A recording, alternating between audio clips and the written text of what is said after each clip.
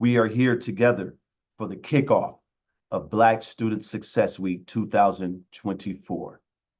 I am Dr. Eric Handy. I'm honored to be before you this week as a co-moderator as we enter into a conversation throughout the week for insights on improving Black and African American student success. Be sure to stick around after today's session for the after party, where we'll continue to have conversations in a more relaxed atmosphere immediately following the Black Hour. Plus, don't miss the Student Hour, dedicated space for students to connect, share, and support each other's journey. Organized by the Chancellor's Office I CAN campaign, the Student Hour webinars will be airing daily, Monday through Thursday from 6 p.m. to 7 p.m. during Black Student Success Week. Your presence and participation are invaluable as we build a stronger community together. Now, it is my pleasure to introduce my esteemed co-moderators for the week. Please join me in welcoming Katrina Linden and my brother, Dr. Abby Malik Bull. What's good, Bull? What's good, Cat? Whatitdo.com. We're back for another year. How you feeling? Year 5, y'all. Feel real good, brother. Feel real good. Thank you all for joining us. Please hashtag us out. All the watch parties, the Black Hour. Thank you, Dr. Hanny, for kicking us off. Our dear sister Katrina Lynn is down for the count a little bit with voice issues. Hopefully she's on the mend and heal. But love y'all. Take care. Back to you, Dr. Handy. Love it, love it, love it. Well, before we dive into the heart of today's webinar, I'd like to take a moment to express our gratitude to the sponsors who make Black Student Success Week possible.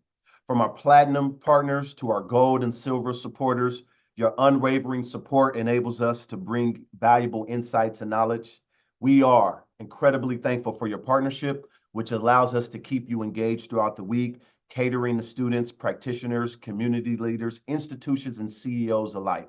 So big shout out to all our sponsors and support. Your support means the world to us. Huge shout out, if I may, to 4CD as a gold sponsor. I see you. Salute. We'd love to hear from you throughout today's webinar and beyond. Join us and join the conversation on social media by using our official hashtag BSSW, hashtag the Black Hour, hashtag Black Student Success Week. Share your insights, your questions, and connect with fellow attendees. Let's make this discussion interactive and engaging. Don't forget, follow us on Twitter, formerly known as Twitter, now known as X, Instagram, and our YouTube page for updates and exclusive content. We can't wait to connect to you. And as we're thinking about engaging with us on social media, why not take your support a step further? Check out our fantastic merchandise available for purchase. This collection and past merchandise designs can be purchased online at our shop. It's important that you understand that profits from the merchandise sales are used for the Black Student Success Week student scholarships. So we are literally taking the money and recycling it back into the students' hands. That's what you call Black student success. We got stylish hoodies, hats, jackets. Our swag is a perfect way to show your support for Black Student Success Week and stay connected to the community. Go ahead right now, scan the QR code now, browse the collection, grab your favorites today. All right. Are you joining us today from today's webinar via the watch party on your campus? Did you know that we have over 122 parties live streaming us right now, in addition to the 500 folks that have registered, in addition to the folks that's watching live on YouTube? As they say, the revolution is being televised. So let's make this experience even more interactive. Scan the QR code provided to complete the watch party attendee registration form. Connect with fellow attendees from across the globe. Remember, we need you to give us feedback so we can just keep scaling and improving Black Student Success Week. Now, as we walk through today, I want to dive into a crucial topic. California Community College Bachelor degrees programs. Are they delivering on the dream for Black students? This is an issue close to many of our hearts, and we're hoping to explore with depth and honesty. There's no place better to witness the transformative power of post-secondary education than within the halls of our California community colleges. Today, as we gather to delve deep into this topic, it's important that we explore what's at the heart of our educational opportunity and equity. And that begins with starting with our practitioners, because they are the ones that have their sleeves rolled up. They are the ones that are in the trenches. They are the ones that are doing the work. And so as we convene to assess the reality of this promise, it's crucial that we hear from these individuals who are actively shaping the landscape of higher education. With that, it is my honor to introduce our keynote, our opening speaker today, Mr. Herb English. In a week where we aim to spotlight practitioners who are truly driving change, Mr. English's voice carries significant weight. With over 2 decades of experience in higher education, affectionately known as Herb, or as I call him, Big Herb, is not just an educator, but an innovative leader dedicated to the development of programs and services that foster access and success for us all. Throughout his career, Mr. English has demonstrated a deep commitment to uplifting historically underserved populations, crafting initiatives that pave the way for a more inclusive and equitable education experience. Today, we are truly privileged to hear his insights, his wisdom, as we navigate the complex terrain of the Community College Bachelor Degrees program. Please join me giving a warm welcome to my brother, Mr. Herb English. Thank you, Dr. Handy, Dr. Bull, and Katrina. Good afternoon and happy Black Student Success Week. I am so humbled and honored to be asked to be the opening keynote speaker at this monumental event, but more importantly, an event that provides a spotlight on the best and brightest, the Black students within the California Community College system, the biggest system of higher education in the United States. I would like to thank the Black Student Success Week Committee and our fearless leadership of Dr. Keith Curry, president of Compton College, and Dr. Edward Bush, president of Cosumnes River College. As Dr. Handy said, in 2020, a dedicated coalition of leaders and advocates within the California Community Colleges pioneered the creation of Black Student Success Week. This annual event, observed during the last week of April, offers a time of reflect on our commitment to the academic well-being of Black and African-American students. I am a proud alum of Riverside City College. Give a quick shout out to my students. I love you, I miss you, can't wait to see you after the Black Hour. So I know firsthand the importance of a community college education and programs. I took advantage of the EOPS program and the Board of Governors fee waiver. I needed the book voucher and financial aid to be successful. I also appreciate the Black faculty that took an interest in me and saw more in me than I even saw in myself. So I must thank Michael Main, my math teacher at Riverside City College, and Deborah Holmes, my criminal justice teacher. I must say though, Black Student Success Week is not just a week. It is not just a week of webinars. The week serves as the compass for the state's community colleges to find the best ways to serve and support Black students so they can successfully transfer to four-year institutions, achieve a certification that leads to a career that ends cycle of poverty, and in some cases, receive or achieve a bachelor's degree without any debt, or just to simply find their purpose to change their family dynamic. This year's theme is building a better future together. The urgency is now. The 2024 Black Student Success Week will focus on innovative approaches to ensure Black and African-American students succeed in community colleges. We have no more time to waste. Let me say that again. We have no more time to waste. The urgency is now. Black students are counting on us. So I urge all that currently serve Black students in the California community colleges, I want you to be comfortable with feeling and being uncomfortable. One more time. I want you to be comfortable with feeling and being uncomfortable. You will be disliked for asking about the student equity and achievement funding. You will be ostracized when you spotlight low enrollment for Black students, lack of achievement for Black students, the need for housing and food pantries specifically for Black students. So being comfortable with feeling and being uncomfortable. I stand before you unapologetically focused on the success of Black students. The urgency is now. Thank you.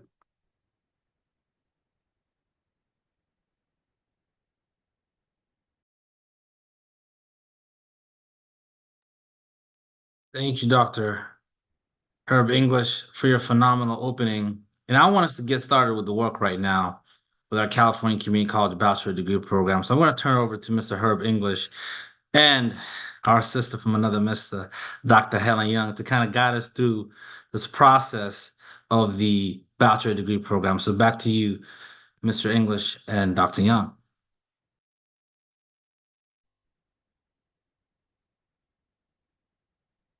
Thank you, Dr. Bull, once again. And I am so happy to be with my partner in education, Dr. Helen Young.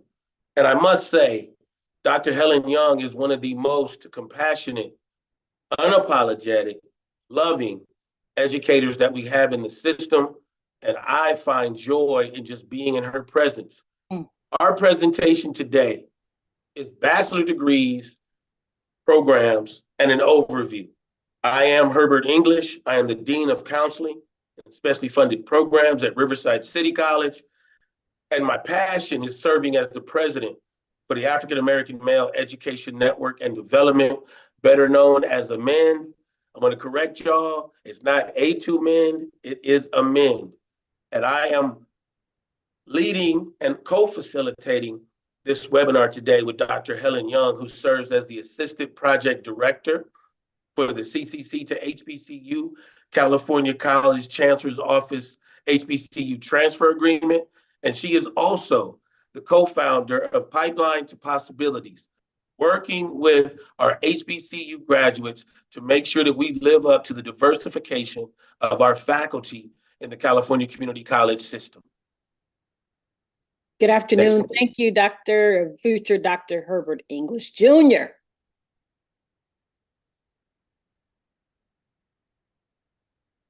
Next slide, please. Why offer bachelor degree programs at the California Community Colleges? I will, as you review the slide, I will only touch on a few, but I want to make sure that we really acknowledge why us. First and foremost, they are affordable and help keep students out of debt. But they also graduate students in high-paying, high-skilled jobs. They are the training for the next generation to address California's top issues. They reduce equity gaps, or they are intended to reduce equity gaps. They keep California competitive and making sure that our students stay in California and serve our citizens in our state. Next slide. On September 28th, 2014, the California Governor Jerry Brown signed a Senate bill authorizing California Community Colleges Board of Governors to establish statewide baccalaureate programs, and it started at a pilot 15 California community colleges. Next slide. Currently, we have 19 bachelor's degrees offered at 32 California community colleges. And as you can see, many of the degrees are directly leading into careers that will end the cycle of poverty for our students, but not only end the cycle of poverty, it will change the dynamics for their families and their future families to come. Next slide. And I'll pass it now to Dr. Helen Young. Thank you. And as you can see here, we are excited about what's on the horizon. We definitely have BA programs that will, again, as Herb talked about, help students to build capacity and skill and efforts to really impact the state. There is one area that we really want to highlight here, and that's in regards to Senate Bill 895. And Senate Bill 895 is designed to support with providing students with the opportunity, particularly Black students across the state, to access high-skilled nursing degree programs. And we know that our state is suffering from a need for skilled nurses. And so we definitely want to highlight, we want to bring to your attention, and we want to ask for your support of Senate Bill 895. I'm going to say it 3 times so that you'll write it down and you'll remember it.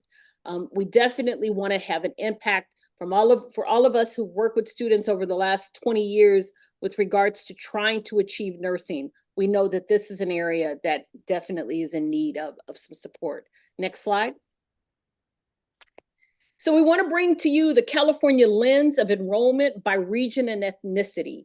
On the left-hand side of your screen, you are looking at what programs between 2016 and 2020 have been available at our community colleges across the state, as well as what the enrollment numbers look like. And as you can see, the 2 programs that have always had the largest enrollment numbers have been Foothill College and West Los Angeles Community College. You'll find the connection of that as we talk to our student panelists, which have had the highest enrollment specifically of their dental hygiene program between that time period.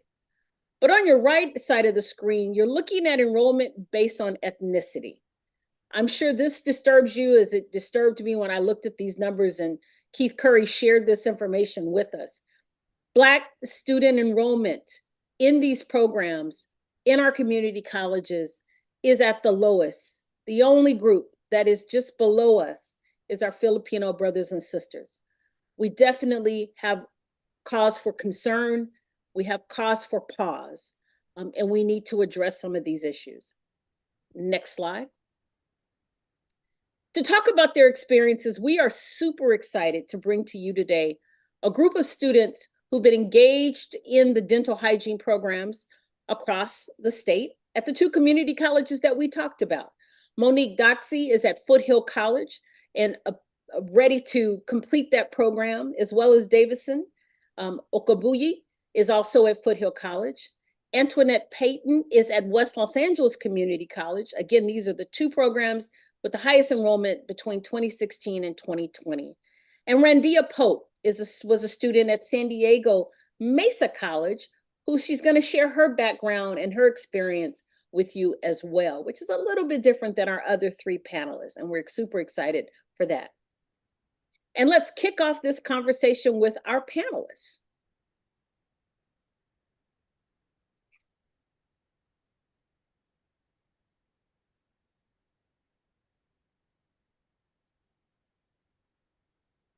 So Randia is going to be joining us. There she is. We'll have Davidson joining us as well. Antoinette will be joining us. And of course, Monique will be joining us.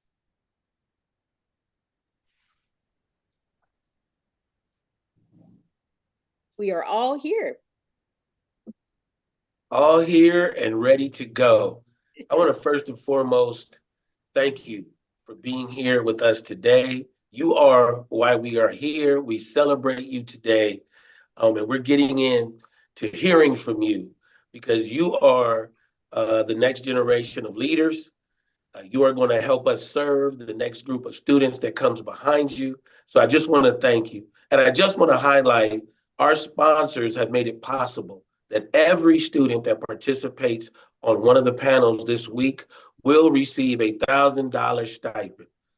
Dr. Curry has worked very, very hard to make sure that our students, their time is valuable, and we want to make sure that they are rewarded with a stipend of $1,000 for their participation this week. But I have the first question, and I'm going to come to Randia first. After Randia, we will go to Antoinette, then we will go to Monique, and last but not least on this first question, we will go to Davidson.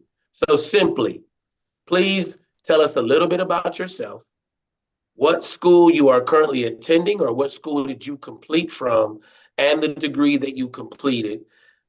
And I will start with Randia. All right. Good morning. Good morning. My name is Randia Pope. I'm from San Diego, California, and I attended San Diego Mesa College. I was a part of their second graduating class for the Health Information Management program. Since graduating from San Diego Mesa College, I am now a professor in the program. So I teach the medical coding for the program as well as pharmacology. And I'm also a part of their direct clinical practice. And this year I picked up another teaching position at San Diego, at Grossmont College, where I'm also teaching medical coding. In addition to holding down my job at Scripps Health, where I'm the outpatient coding supervisor. And if it wasn't for completing this program, I probably wouldn't have been able to advance in my career at Scripps. So I'm super excited to be here with you all and just share my experience. Thank you. Thank you. Antoinette? Good morning, all. Good morning, everyone. So my name is Antoinette Payton. I am a senior here, dental hygiene program at West Los Angeles College. My background is dental. I came back to school for dental hygiene because my long-term goal is to open a free clinic. So that's why I returned. Thank you so much, Antoinette. Monique? Good afternoon, everyone. Okay, so I'm Monique. I come from Foothill College. I'm a second-year student here, so I'm beginning to graduate at the end of June. For me, this has been a very long journey. I also have a background in dental. I started dental assisting right out of high school, and then just wanted to continue my career with pause in between all that with kids and stuff. Now I'm back to school and finishing up. And Davidson. Hello, hello everyone. My name is Davidson Okugbe. I am a dental hygiene student at Foothill College. I don't have much background in dental, but this is the path that I chose, and I'm pretty much loving every step of the way. And just as Monique said, I'm excited to graduate and then get my career going. Thank you for sharing your background information with us, panelists. For each of you, how did you learn about your program at your community college? I'm going to throw it to Antoinette first, and then we'll go with Randia, we'll go with Davidson, and then we'll go with Monique. So I actually knew about the program because my thing was I wanted to become a hygienist. So, and I did my prereqs at West, and I checked other schools, but West LA has always had my heart. So I knew that would be my end goal there. So I kind of always knew. So you were previously a student and you were aware of the program already? Correct. And I was actually a dental assisting teacher, and I volunteered for this organization, Care Harbor. And one day I was thinking at lunchtime, what we do is pop up free clinics. So one day I was just kind of sitting back at lunch and I was like, where do all these patients go when this weekend is over? So I told my friend, I said, you know what? I would really like to go back to school, become a hygienist, eventually get my alternative practice, and I can open a free clinic. Then the patients can kind of have somewhere to go all year long. Absolutely. So that was the motivation behind it. Okay, great. For me, I was already aware of the program at Mesa College. They had an associate's program. And then I was trying to, for a few years, get into that program, but life kept lifing, so I was never able to. And then my boss told me that I was passed up on an opportunity at work because I didn't have a certain credential. And so when she said that, it got me, the wheels to turning. And then I heard about the new bachelor's program, and I figured, God's trying to tell me something. So I went ahead and I enrolled in the program, and here I am. God was saying something and you were listening, sister. I was listening, you got to pay attention to those messages. Absolutely. Davidson, how did you learn about the program at Foothill? All right, so I took my prerequisites at Skyline College down in San Bruno. Took me about almost 3 years, but halfway through, I spoke to a couple counselors as to which hygiene program I can attend. Fortunately for me, and what I wanted was a bachelor's degree as well. So Foothill, I think, is one of the ones that offers a bachelor's degree here. And also, it's one of the best programs in the state, I believe. So I chose Foothill, and ever since then, just as they said, it is one of the best ones, and I'm loving it. So yeah. All right. Antoinette might fight you a little bit on the best one. Right. I was That's just okay. thinking that. It's okay. That's a But healthy it's piece. okay. So Davidson, you learned about your program through a counselor. Am I Yeah. correct? Yeah. Fantastic. Monique, how did you learn about the program there at Foothill for you? So I've kind of always known about the Foothill program when at first it was just an associate's. And then my goal was always to go to Cabrillo, actually. And that was what I was aiming for. And then I had to actually take all my prereqs over again because the recency ended. So I took all the prereqs over again, and then the bachelor's program got instituted at Foothill. So I was like, oh, bachelor's, Foothill, 20 minutes away. I can do that. Do that. So then I started to go for the program here and stuff and everything. I ended up doing the dental assisting program first, and then I got into the hygiene program. So it's been a very long road for me, but I'm so glad I'm here. It has been a dream of mine to be a hygienist since I found out about dental in high school. So wow, that's awesome. So started off headed to Cabrillo, up pops the program at Foothill where you're already a student doing some of your prerequisites or doing the prerequisites again. And lo and behold, here comes your opportunity. Yeah. Fantastic. Mr. Herbert, you got the next question? I'm just in awe. I got to pause Right? a minute. Randia went through the program, completed the program, now is working within the program, and now she just all over San Diego teaching. I like to remind Go ahead. tell the students that this program, especially the San Diego Mesa College program, it's one big job interview. All of the professors, they work in the field. They're either managers, directors, or like me now, I'm a supervisor, and we're all in a position to kind of help you advance your career. So while you're going through this program, treat it as such. Every encounter, leave a lasting impression. I didn't ask to be, in this seat. They came to me. So I figured that's the impression I left. So just keep that in mind. This is one big job interview. Life is one big job interview. Hello. A lot of success sometimes is who you know. So Randia, I know for a fact, I haven't even asked her yet, but Dr. Ashanti Hands is gonna put you on some marketing material. I already know. I didn't even talk to her about it. Then we had Antoinette. I want to make sure I point out just a couple things. Antoinette, Monique, and Davidson talked about the locale of the program.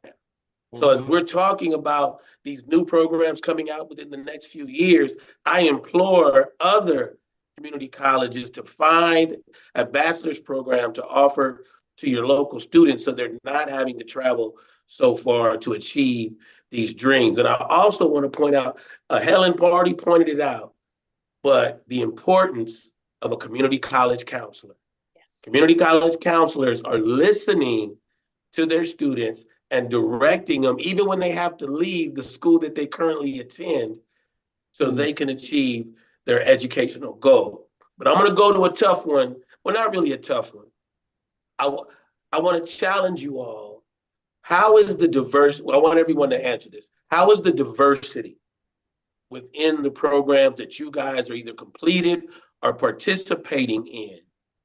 And what I mean by diversity, are there other African Americans? Are there other students of color in these programs that you're in? And if not, if you can, what are some ways that we could get more students of color, primarily African American students, in these programs that have been so significant in your life? And I'm going to start with Davidson, then I'll go to Monique, then I'll go to Randia, and I'm going to finish out at West LA for Antoinette. So Davidson, how diverse is the program that you're participating in? Okay, so right now in this program, it's actually just me and Monique, as for Black students in the program. And how would we I would say based on my experience, I'm going to speak for myself. I feel like we are respected, we are represented just equally as every other student is. So I don't have any complaints in that sense. But if in order to reach out to more black students or people of color to come into such program, my idea would be like reaching out to Black communities or just Black students on campuses. I feel like some of them may not know um, or may not be aware of like the benefits that comes with taking such steps. Because for me personally, it took quite a while for me to even choose dental hygiene because I didn't know what I wanted to embark my life in. But as soon as I learned about it, spoken to a couple counselors, spoken to a couple dental hygiene students as well. They told me the benefits in it. Also doesn't require 10 years of school. You're looking at 2 years prereq, 2 years of the bachelor's. So it's not much time, and it's also a good career for yourself. You're gonna end up making some good money for yourself, for your family, and just the fact is, more Black hygienists would be represented because I don't think there's much in the area. So that would be my idea. Okay, Antoinette? Oh, I'm sorry, Monique, I skipped over. Monique, I'm sorry. That's okay. So I think I agree with Davidson. So we are both the only African Americans in our class. In general, from what I've seen in like previous years, I don't think there's actually very many African Americans who actually try to get into the program here, which, you know, is kind of sad in a way because hygiene makes, you know, very decent money and it's very short schooling, but you know, they come out on top and stuff. So in order to promote that, of course, you know, go into the Black communities, even like trying to recruit Black students to come be patients in the program so they can kind of see how it is. And, you know, if they don't have like a goal to know what they want to do. It's just, you know, helpful for them to kind of experience it themselves to see if they like it and stuff as well. I like that, Monique. I like that. You're helping out some colleges right now with some outreach strategies. Randia? I'm sorry, repeat the question again. Oh, listening. no, you're totally fine. How diverse was the program when you participated in it? And what I mean by diverse is, were there other students of color in the program? And primarily, were there other African-American students in the program? But you twofold, you now work within the program, so you can speak about your time as a student or as a faculty member. And if the programs are not diverse, what are some things that you think the college can do to do better with attracting students of color? So as far as diversity, living in San Diego, you have to be very comfortable of walking in certain spaces and realizing you may be the only one. I've become very much okay with that. And as far as my program, there was about probably two of us, maybe two per cohort, a cohort of about 35 students. So again, we weren't really represented in those spaces. But then if you go into a hospital, if you walk into a health information department, you're going to see us. That's kind of another thing that kind of got me into this field. When I started at Scripps, out of all 5 of their hospitals, 4 of their directors were Black women. They were my aunties, my cousins, like, you know, we were represented in that space. As far as about how to get the word out about the program, I just kind of like to share it in my personal space because I know those are people that I can kind of get to. Every time I see a new program that's coming out, regardless of whether it's San Diego Mesa College or any other school, I like to share it with them because again, a lot of times people don't want to go to college because it's like not obtainable or it's too expensive. Here are some options for your kids. But I'm definitely throwing them to minds. Look, you don't have to go to USC. You can go to San Diego Mesa College. You can go to Foothills. You can go, you know. So just sharing it. We share everything else on our social media. Why not share these good things that are going on in our community or, you know, that can uplift our community? Yeah. No, that was perfect. You dropped some nuggets. I'm telling you, social media. I mean, we share everything. We promote everybody else. Let's promote us. Let's promote uplifting us, moving us to a higher level so we can be in those spaces and we're not the only people sitting at these seats. So, but you also said something. You said when you went to Scripps, there were African-American females that took you under their wing. So we got to get some more folks that are in the field coming into the college and outreach and recruiting other students to participate or giving students the option. You don't have to follow in my steps, but at least if you know the options, you're more equipped to make decisions about your career. How about you, Antoinette? I think for me, I learned about dental hygiene from actually working in a dental office. And how I got to that office was in high school, they had a career day. And during career day, they actually spoke about dental assisting. And I really loved what that assistant had to say. So in the 10th grade, I decided I want to be a dental assistant. And so I actually started off as a dental assistant because of career day. So if we were to get a dental hygienist to go to a career day for high school students, and speak on the love they have and that resonates across, because that's what that assistant did for me. I was like, that is what I want to do. So if we can do the same thing, we can probably recruit in that sense. Because I got you. is a different field. You know, you have to really love it. It's like nursing. You have to really want to do that and then go ahead and pursue it. So I think if we just bring awareness in that way. Because my grandchildren, they love it. They love my taxon. They're 11 and 8. They love me. Granny, look at my teeth. And they love it. I love that. To those around you. Even we're going to do an event at the Black Student Union. And Dr. Marilyn was really jazzed. And she's really happy that we're coming. So we're going to bring awareness that way here on campus. Thank you so much, Antoinette. I appreciate that. I love it. I love it. So what I'm hearing is, particularly, it's interesting, Herb, we have 4 amazing individuals who all represent healthcare and how important healthcare is to the Black community, beginning with our teeth. Beginning with our teeth, right? I mean, I'm just so proud of these 4 individuals. They just bring such joy to my heart. The last question that I'm going to throw out, because I think we've got time just for one more question, Herb. Do you think we can make that happen? Yes, okay. Definitely. For our students, we can make it happen. Okay. So tell me, based on your choice of this career, how do you believe, or how has it, for Randia, how has it impacted your life, your family, and your community?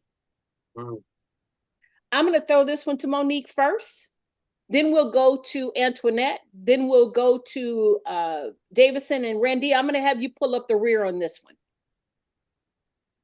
Okay, so for me, being a single parent of 3 kids, it has been a long journey for us. They have been very patient with me, supporting me going back to school. And now that we all see the light at the end of the tunnel, it's like, oh, can we do this now? Can we do more of that? Can we do, go here and go there? And it's like, yeah, that's probably possible now. So it's like not trying to, pinch my pennies and stuff and everything. We'll have more freedom to, go places, do things that, we haven't been able to do since I've been on this journey. For my community, I think that being an African American in the dental field is pretty special because honestly, I don't really see very many of them. So, and it all comes back to, oral systemic health, where everything starts in our mouth. And if our mouth isn't happy, our body's not going to be happy. And if we can teach African Americans about that, because we have so many, systemic health problems, then hopefully, on that end, that'll also relate to their health as a community and pass it down to, their families and stuff like that to take care of their mouth. I mean, it has been such a long journey for me. I even tell my kids, you have to take care of your teeth, because if your teeth aren't happy, your body's not going to be happy, even though they're still young, They have to realize that it's a lifelong thing to be in this career and to teach everybody at all the different stages. I love that. I love it. You are going to be an amazing ambassador for the dental profession. I just want you to know that. Thank you. Tell me your perspective on this. What was the question again, Dr. Young? Sorry. So I want to know how you believe this career will impact your life, your family, your village, or your community as well. How will this journey, this choice, impact those things? I think this choice will be my part in eliminating some of the disparities because of my end goal of doing the clinic, just from being involved with Healing California, Care Harbor, and just watching how they put on these clinics. I feel like I would also be making an impact because I've learned so much from them and being with them and just that professional respect and rapport. So I feel like cutting down or eliminating some of the disparity. And then plus, of course, my family's super duper proud of me. And for me, it's I'm proud of myself. Hello. This is a journey and a half. And yeah, so I'm just looking forward to that. I love that. Yes, you are. You all will become pillars of our community. You are. Davidson, what do you think? All right. So as for my own personal life, I think it has helped me transition from me being an immature person to a more mature person. Okay. Going through this program, it takes you through different stages because of such work you have to complete. You start to take care of people, so you start to realize like this isn't just your duty. It's kind of like you're helping others. So it's helped me mature in a general aspect in my life, and just the fact that I see myself doing this for a long time as well. So that's for me, my personal. And now as for my family, as you all know, parents love it when you're going through a bachelor's degree or a master's degree or whatnot, whatever step you take. So my parents love it. My family loves it. They kind of get to brag with their sisters and brothers, like, hey, my kid is doing a bachelor's degree, you know? So I kind of like that. I like that they're proud of me, and I like that I'm making them proud. So overall, I'm loving the career, and I just, once again, like Monique, I want to put smiles on people's faces and see how I can bring even more African Americans or people of color into the program as well. Absolutely. Herb, did you hear that though? He talked about it maturing him up, it growing him up. Is that powerful? But you gotta forgive me, Helen. You gotta forgive me. I did hear that, but he said what the parents felt. And as a parent of a college graduate, he hit it on the head for me. Get out after you get that degree. That's right. That's right. Thank you, Davidson. Rendia, give us your final thoughts. I can mimic everything everybody just said. From being the single mom, I have 2 kids. They got to watch me grow through this whole program. It's put me in a better position to be a better mom for them, to provide, more opportunities for them, even if it's trips, anything. It just put us in a better financial situation in this California climate here. As far as family, my mom loves to brag. Not just that I graduated, but my baby is teaching at XYZ college. She loves that, so I love that for her. As far as the community, again, just being a representation of us in a space that you probably wouldn't expect to see me. When I turn on my camera for my class, people sometimes like, "Oh, okay, that's Professor. Yeah, this is me, Professor Pope, and I look just like you." I didn't have to change who I was to get in this seat. Be you yourself. Your authentic self, and people will adjust. They will love you for it. So, yeah. Well, the three things that I always talk about being your authentic self is knowing your purpose, knowing your source of strength, and knowing the people who support you. And it sounds like you got those suckers down to a science. Beautiful. Well, I think we are just so elated with this group. We want to personally congratulate the 3 that are about to graduate and finish those programs and impact our community in such a tremendous way. We cannot thank you enough. My dental hygienist is about to retire, so Antoinette, I'll be looking for you. I happen to have a black dental hygienist, and I want to continue that trend. So I will be contacting you because I'll need a new one. She will be retiring very soon. And call me Antoinette. I'll help you manage those records. Okay. That's what I'm talking about. Oh, I love this. Congratulations, Davidson and Monique. We know that you will have such an impact in that Foothill community. Again, we see you as pillars of the community. Again, it starts with our mouth. As you said, Monique, if our mouths aren't healthy, the rest of our bodies won't operate. They're just not gonna do the things that it needs to do. Randy, we are so proud of you. Talk about a full cycle experience. You truly represent that for us in this conversation today. We love you guys. We support you. Continue your education. Be lifelong learners. I'm going to turn it over to her. Thank you. And Dr. Young said it all. Thank you. Thank you, thank you, thank you. Congratulations. Those children, those grandchildren, and those parents are very happy, and I can feel it. I can feel how happy they will be. There's nothing like children seeing you walk across that stage, because now you've set the expectation for them. I will now throw it back to Dr. Bull, Dr. Handy, and Katrina. Thank you all so much. This is the spotlight of today. Me and Dr. Young always work with the students, and I'm truly filled today. Thank you. Thank you. Thank you. Thank you so much. Thank you, Antoinette. Thank you. Thank you, Davidson. Thank you, Monique. Thank you, Professor Andia. Thank you all for sharing your testimonies and stories. And this is our why, our students, why we start off Mondays with our center. That guides our what and our how. I also want to thank Dr. Young and Mr. Herb English. They've been phenomenal holding down on Mondays. We start off on Mondays, and they always get us off to the greatest start ever. So thank you again for always setting the temperature for Black Student Success Week. We're half a decade in, 5 years, half a decade.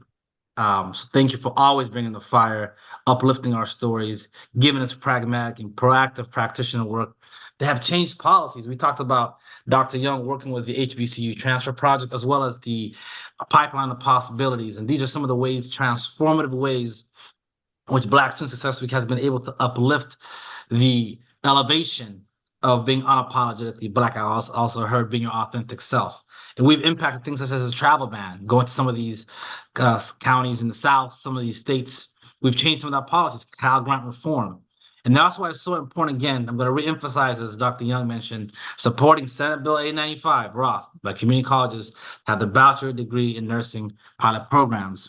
So the purpose of the community college bachelor programs under the great leadership of Dr. Constance Carroll here in California is to address the workforce needs where employers now require or prefer a bachelor's degree for employment eligibility, rendering some of our existing associate degree programs to be obsolete. And to do so by offering programs that are not, as we saw, offered by and not duplicating things that the California State University system or the UC system are doing, the CSUs and UCs. So we need your support. We need your support this organization. We need your support for this bill and share information with our institutions. So I always have the pleasure of, in the next slide, opening up the floor for our closer.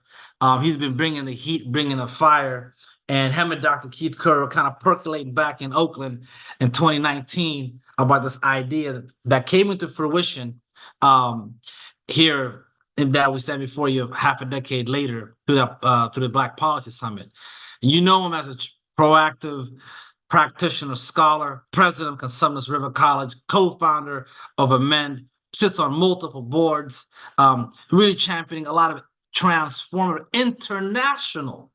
He went from national to international now in the Pan-African movement with Amend, chairing, co-chairing the first ever African Diasporic Educational Summit, taking over 300 plus educators to really tap into their Africanity in Ghana back in 2022. We're back again this year. He is no stranger to many of you.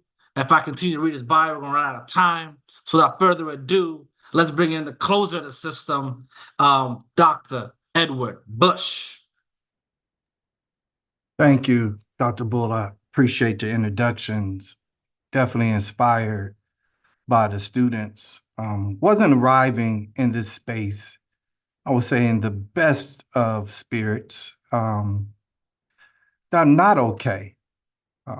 Definitely have hope through hearing the stories and experiences of those students that was just on the panel, but my mind cannot help but think about the 500, the 5,000, maybe even the 50,000 Black students who are not only having difficulty accessing our system, but even when they find themselves in one of our colleges struggling to succeed, not because of any deficiencies or ineptitude or lack of intelligence on their end, but because they find their way into an institution that has yet learned how to live up to its mission, that has not quite figured out how to center, how to put in the forefront, how to educate, how to serve, how to teach,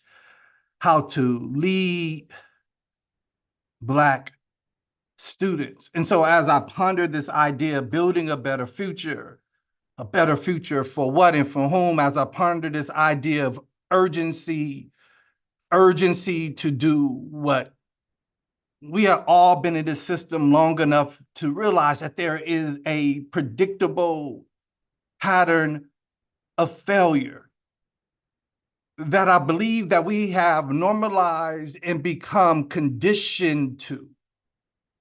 And that we do things like this, and we do things in our colleges that makes a difference oftentimes in the moment, but when we sit back and look at the data, we see the needle has not moved for Black students, and I am tired of that. I'm hurt by that. I'm perplexed. I am frustrated. I am disheartened with that reality as I look at my own data and see 58% success, course success for Black students. I'm like, come on, what is it that we are doing? And it's hard, right? Because we get up every single day wanting to do great work, wanting to do right by our students,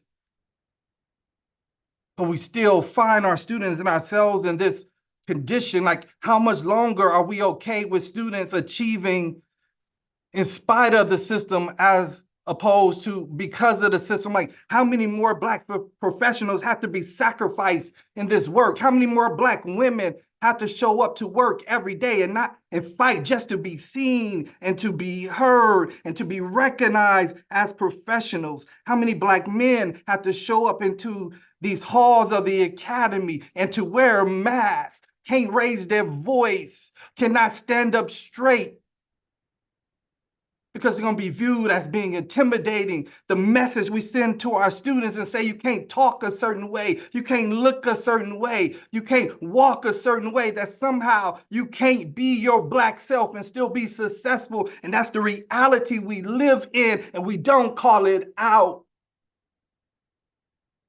So I'm coming today, unfortunately, with more questions than answers. And yet, as I deal with my own tension around this truth, around this reality, I still have some hope. In my meditation time, I was reminded of a story when Frederick Douglass, somewhere around the 1840s, was delivering a speech, and he was expressing his frustration. He was saying, will we ever achieve freedom in this country? Will we ever see justice in a country that was not designed for us to be successful? And I'm struggling with that same question. Will we ever see justice in a school system that was not designed for us? When we ever get freedom, when we are operating in a system that is designed to keep us as consumers and not producers? In that moment, in that particular speech, I'm reminded of something that Sojourner Truth said, who was sitting on that panel next to him. She said, Frederick, is God dead? She said, Frederick, is God dead? And what that meant and what she was saying is that as long as God is alive, that there is hope, that there's ability, that when we wake up each and every day for miracles to happen, the miracles allows us to transform institutions, spaces, and places that may not have been designed for us, but we would achieve anyway. And many of you may have heard that story before. But like many of you, I never heard Frederick's response to that important question. And Frederick's response was this: as I close, he said, "Sojourner, the divine spark resides within us all, whether God is alive or dormant. It is our duty to awaken that spark, to ignite compassion, justice, and freedom. Our actions, not mere words, will breathe life into the divine." So I have hope today, despite my frustration, not just because I know God is alive. I have hope because I know that I am alive. I have hope because you are alive. And as long as we are alive, as long as we are alive, we have the power, we have the ability, we have the divinity to be able to create, to build spaces and places for our Black students to be successful, that we can build a better future now because we are alive. As long as you are alive, no Black student has to fail on your college. As long as you're alive, no student has to walk in the classroom and not see a reflection of themselves. As long as you are alive, we could turn this place upside down, reform it, revolutionize it, so we can send our babies, our young people, our best and the brightest into places that mean them hope, that would do good by them and not harm by them. So today, we are alive, not for ourselves merely, but to be able to resurrect the divine that is in us so that we can be okay. Thank you, and I turn it back over to Dr. Hatton.